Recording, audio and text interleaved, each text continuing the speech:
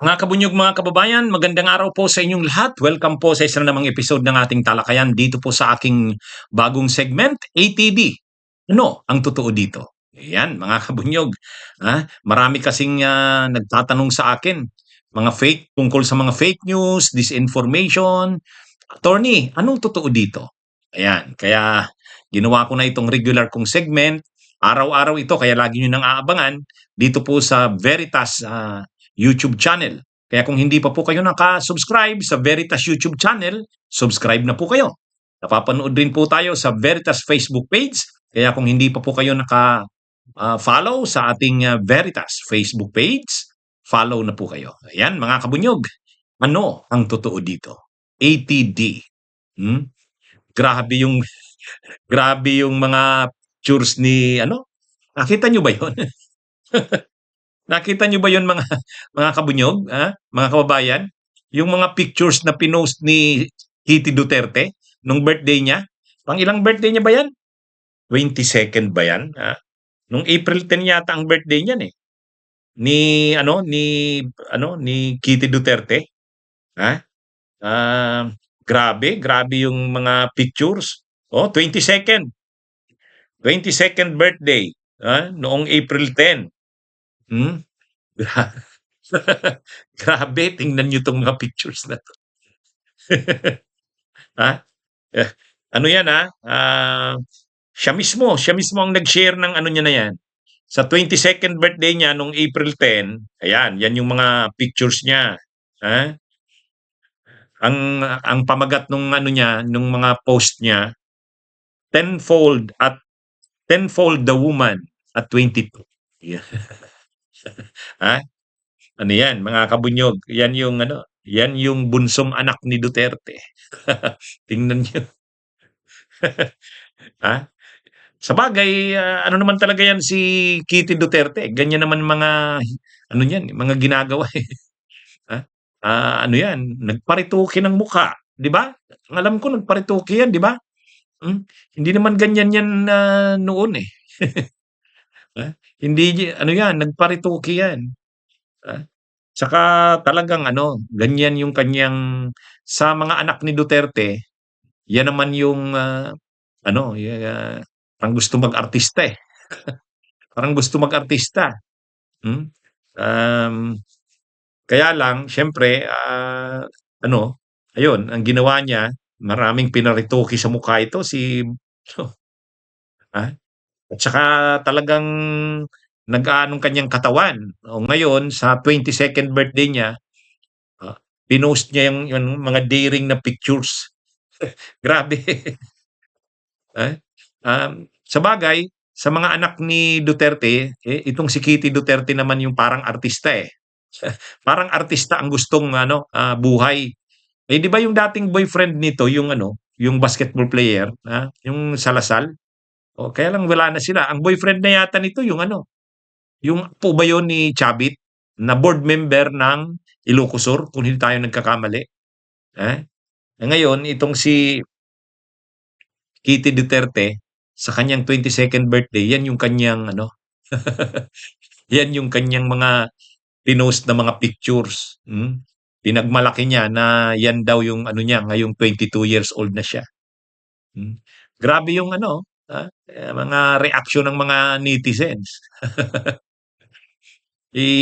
Siyempre ano yan, hmm, Duterte, anak yan ni Duterte, eh. Hmm. Kaya lang, ano ito, ibang klase rin yung mga ano nito, mga pictures nito. Talagang ano, yung mga pictures nito, mga daring ang mga post ano. Eh, ewan ko kung ano, plano nga bang mag-artista nitong anak na ito ni Duterte. O kaya kunin rin kaya siya mag-artista, hmm. Pero ano 'to, ito kasi yung anak ni Duterte, hindi naman ito yung anak ni Duterte sa first wife niya, eh. Anak ito ni Digong doon kay Hanilet, doon kay Hanilet. Um, Nagkaanak pa si Digong matapos hiwalay saka si ano, si Zimmerman. Eh, Elizabeth ba 'yun, ang pangalan ng yung unang asawa ni Duterte, Elizabeth Zimmerman? O nung maghiwalay sila, ito na yung kinasama ni Duterte, si Hamlet, nag-anak sila itong Kitty Duterte. Pero nung noon ano, nung nagsimula si Duterte na presidente, ano pa 'yan, hindi pa 'yan ganyan. Ngayon masyado ng ano, eh, masyado kaya lang marami rin yung mga pictures na ano, sabi nga ni Yussi Claire Castro, parang ini-insinuate ni Yussi Claire Castro na gumagamit ito ng illegal na droga, ah. Ano 'yun, mayroong comment na gano'n. Ang alam ko si Yussi Claire Castro, eh. Kasi iba rin ang mga ano nito, mga ginagawa nito ni ano, nag-iinom, may mga pictures ito na parang naka-ano, parang high sa illegal na droga, may mga pictures na gano'n. Kaya 'yun yata yung pinagbe-basehan ni Yussi Claire Castro nung comment niya, hmm, na ang comment ni Yussi Claire Castro, ang mga Duterte daw, nagko-comment na parang laban sa korapsyon, pero sila naman ang korap. Nagko-comment laban sa illegal na droga, pero itong si Kitty Duterte nga raw, sabi ni Yussi Claire Castro ay ano naman, may mga bali-balita na involved sa illegal na droga. Aside pakilabaste, parang gumagamit ng ano, ng mga illegal na droga. Kaya tapos ngayon, ito yung mga pictures ni Kitty Duterte sa birthday niya, ano naman, seductive naman ang mga pictures. Kaya ano rin 'to, ibang klase rin 'tong bunsong anak ni Duterte. Ewan ko kung anong ano, kung alam ba ni Digong yang pinagagawa ng kanyang anak, ha? Oh, ewan ko, hindi natin ano, ano 'yan, hmm.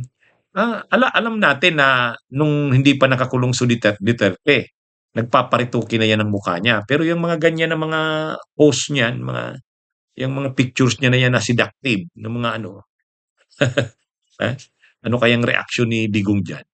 Hmm. Anyway, ano naman niya 'yan, ah bahala naman siya sa buhay niya. Kaya lang siyempre maraming nagre-react kasi hindi naman karaniwang ano 'yan, si Duterte, si Kitty, siyempre anak 'yan ni Digong, eh, kapatid nila Sara. O tapos bigla siyang magpo-post ng mga ganyan. Siyempre nakakakuha ng atensyon ng ano, ng publiko, hmm. Ah, Ano ba naman, ang mga post niyo ba naman mga daring at seductive. Anyway, ito mga kabunyog, mga kababayan. Itong si Attorney Paulo Panelo, ano ba 'to, abogado ba talaga 'to? Ha? Abogado ba talaga ito si Paulo Panelo? Hmm? Yan yung ano, eh, maraming ano, eh, nagtatanong na parang, sa mga comments ni Attorney Paulo Panelo parang hindi abogado, Anak ito ni Sal Panelo, kasi parang si Sal Panelo nagre-retiro na, ito na yung nagha-handle ng mga kaso na hawak ni Sal Panelo. Mas ito na nga yung pinapakilala niya na Panelo, eh, hindi na si ano, si Salvador Panelo. Ito na si Paulo Panelo, ah. Kaya lang may mga comments ito na ano, eh, gaano ka, abogado ba ito? Ang pinaka-latest niyang comment na nakakuha ng atensyon na parang nagko-comment ang mga ano, tao, parang hindi sa abogado yung komentaryo niya, yung sinabi niya na dapat daw sa Justice Committee pag-isipan na wag na munang ituloy ang, proceedings, hmm. Pag-isipan daw ng, Justice Committee na wag na munang ituloy ang proceedings, 'no, habang hindi pa nagde-decide ang Korte Suprema, ha? Imagine ano, anong klase namang ano 'yan, anong klase namang anong klase namang comment 'yan? Puwede ba 'yun, ha? Ano daw, dahil, may naka-pending daw na petition sa Korte Suprema na kini-question ang legality ng, ginagawa ng Justice Committee. So, para daw ah, hindi mapasubo ang ano, ang Justice Committee, baka mali ang maging, desisyon nito, mali ang ginagawa nito, hintayin na muna ang Korte Suprema. Oh, 'wag na munang ituloy-tuloy ang mga proseso ng impeachment. Hintayin na muna ang Korte Suprema magdesisyon doon sa mga final na petitions. Paglabas ng desisyon nito, 'di saka daw proceed ang ano, ang, Justice Committee. 'Pag sinabi ng Korte Suprema na unconstitutional nga yung ginagawa ng Justice Committee, O di ano na, malinaw na. Samantalang kung, tuloy-tuloy pa ang Justice Committee, paano kung sabihin ng ng Korte Suprema na unconstitutional ang ginagawa nito? Kaya sabi ni Attorney Paulo Panelo, itigil na daw muna, i-defer na muna, hintayin na daw muna ang desisyon ng Korte Suprema. Puwede ba 'yun? Ha? Ang mga ano nga, ang mga batas nga 'pag may nag-question ng constitutionality ng batas, tinitigil ba ang implementation ng batas, habang hindi pa nakaka-decide ang Korte Suprema? Hindi naman 'yan, hindi naman. Hmm, ah, Kasi pagka ganyan, anong mangyayari? Ah, Katulad niyan, impeachment proceeding, papanagutin mo ang isang opisyal ng gobyerno, tapos may magpi-petisyon sa Korte Suprema. So habang palang hindi pa lumalabas ang desisyon ng Korte Suprema, 'wag na munang mag-hearing ang Justice Committee.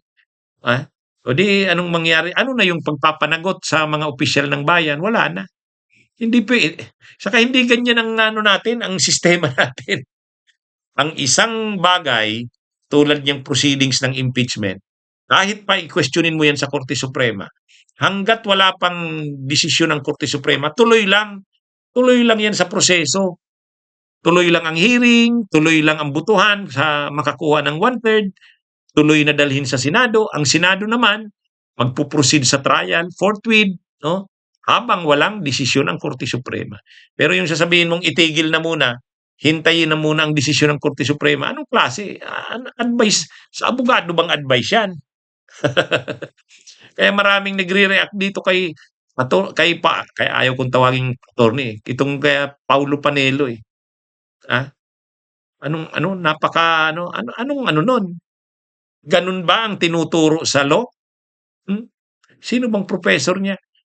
Sino bang professor nito na nagturo sa kanya na kapag, may petition sa Korte Suprema mas maganda, 'wag na munang, mag-hearing ang Justice Committee, ah, break na ano, tigil na muna, parang pause, tapos hintayin muna yung desisyon ng Korte Suprema. O 'pag lumabas na yung desisyon ng Korte Suprema, o di saka na. Kasi 'pag sinabi ng Korte Supremang unconstitutional, di hindi na magpo-proceed. 'Pag sinabi namang constitutional, di mag-proceed, hindi masasayang ang oras. Ay, wow! Kaya lang, anong klase namang ano 'yan, ano namang klaseng, pananaw 'yan, ha? Hindi ganyan mag-work ang ating justice system. Hindi hindi ganyan. Hangga't hindi pa dinideklara ng Korte Suprema na unconstitutional ang isang bagay, isang proseso, isang batas, kahit questionin 'yan sa Korte Suprema, ha, hindi matitigil maliban na lang kung maglabas ng TRO. Pero kung walang TRO, ah, at wala namang ano, desisyon pa ang Korte Suprema, tuloy lang 'yan, tuloy lang.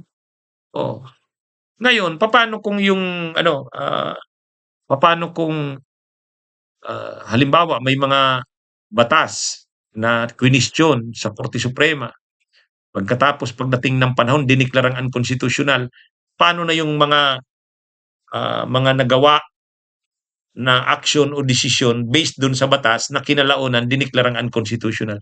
Ano na yan, yan yung tinatawag na doctrine of operative fact. Hindi mo naman na yan, alangan naman magiging ano na, invalid yung mga naging desisyon. Dahil sa paniniwala mo na legal yung batas, sinunod mo yon. Kaya gumawa ka ng mga decision based doon. O ngayon, kung later dineklara na unconstitutional, invalid pala yung batas na yon, hindi na pwedeng balewalain yung mga desisyon. Yan yung doctrine of operative fact. Pero yung mga paabante hindi na pwede. Pero hindi yan hindi yan paatras. Kaya ewan ko ano ba, saan ba galing ang ano nito ni Attorney Paulo Panelo?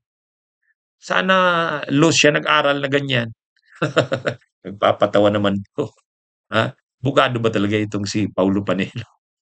O mga kabunyog, sabi ni NBI Director Attorney Melvin Matibag, matibay daw, hindi matitibag. Matibay daw ang ebidensya kay Roque. Ha? Tungkol saan? Sa land grabbing, hindi doon sa qualified human trafficking. Eh doon lalong matibay ang ebidensya doon. lalong matibay ang ebidensya do'n. Kasama niyang co-accused doon si Cassandra Leong. Pero itong sinasabi nating matibay ang ebidensya kay Roque, land grabbing, yung land grabbing issue ay 'di ba mayroong mga ano, mayroong, mga lupa umano sa Bataan na, mga ano yun, may mga CLUA, Certificate of Land Ownership Award. Ibig sabihin mga Agrarian Reform Beneficiaries yun ng DAR. O ang ginawa, parang pinalabas na binenta ng mga magsasaka, pwinersa yung mga magsasaka. So ngayon nagrereklamo ang mga magsasakang ito ng land grabbing kay Harry Roque. Ito yung mga magsasaka na tinulungan ni Ramil Madriaga. O ngayon, pumunta itong mga magsasakang ito ng Bataan doon sa NBI, nag-ano sila, pumayag silang interviewin, ano, para ano, kumbaga bahagi ito ng investigasyon ng NBI tungkol nga sa mga akusasyon na si Harry Roque ay sangkot sa land grabbing. Si Harry Roque kasi may kaso na qualified human trafficking.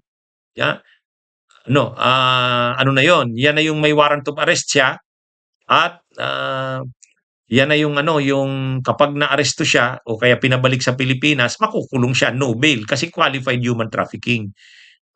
Sa ano yan, Tarlac. Sa Tarlac yung kaso na yan. Hmm? Kaya nga pag nadala dito si Roque, diretso siya sa Tarlac. Ayon yan kay SILB Jun Vic Rimulya. So ngayon, itong mga magsasakang ito, actually nung 2022 pa, 2023, nireklamo na nila si Roque sa ombudsman. Kaya lang, si Martires nga ang ombudsman nun. Kaya wala. Pero ngayon, dahil ang NBI tumutulong na at sabi ni Attorney Melvin Matibag, mabigat ang mga ebidensya daw kay Roque tungkol sa land grabbing na 'yan. Kasi may mga video pictures na kasama ni Roque yung mga nangamkam ng lupa doon. So ibig sabihin, ano si Roque diyan, involved talaga siya diyan. At ang mga ebidensya na 'yan ay hindi simple, matibay, matibay. Kaya bale 'pag nagtuloy-tuloy ang land grabbing case na 'yan, dalawa na ang major na kasong kakaharapin ni Roque. Yung qualified human trafficking na mayroon ng warrant of arrest sa kanya at ah, itong sa land grabbing. Kaya sa dalawa pa lang na major na mga kasong ito, 'pag nakarating ito doon sa Austrian authorities, dapat hindi natanggapin ang kanyang application for political asylum. Oh, kasi yung mga kaso na yan, hindi naman yan political persecution, eh. Land grabbing, oh, qualified human trafficking, dapat nga talagang hindi siya binibigyan ng dapat hindi siya binibigyan ng, tawag diyan, itong si Roque, dapat hindi siya bibigyan ng asylum diyan. Kasi bakit ka bibigyan ng asylum? Ikaw ka pa nga yung nangamkam ng lupa sa mga magsasaka, ha? Ikaw pa yung na-involve sa qualified human trafficking na isang, non-bailable offense o crime sa ating bansa. Kaya ano ito, bakit naman igagrantan siya ng dapat makarating sa Austrian authorities 'yan.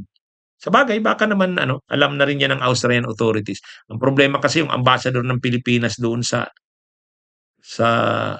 Austria, anak ni GMA, si Loli Arroyo Bernas, na may picture na pero sabi naman ni Ambassador Arroyo Bernas, matagal na daw yung picture na yon. Pero may bubuwi tayo na nagsabing pabalik-balik si Roque umano sa embassy ng Pilipinas. Kaya ano ito. Anyway, mga kabunyog, dito sa paglitaw ng mga magsasakang ito, at least itong mga magsasakang ito hindi na natatakot at saka nakakatanaw na sila ng hustisya. Nagko-cooperate na sila, nagpapa-interview, pumapayag na imbestigahan sila, po-provide sila ng mga ebidensya para talagang makasuhan si Roque ng land grabbing at mapanagot. Kasi kinamkaman nga sila ng lupa, eh. Salamat na lang at itong mga itong ah, mga magsasakang ito ay Hindi na ngayon natatakot. Pero noon siyempre frustrated sila, dismayado sila. Kasi nag-file sila sa ombudsman. Hindi naman inaksyonan ng ombudsman dahil si Martires nga. At least ngayon ang NBI si Attorney Melvin Matiba. Tapos sa itong mga investigasyon na 'to, ano ito, talagang magiging seryoso ito. Anyway, abangan natin, problemado ngayon si Harry Roque, mga kabunyo.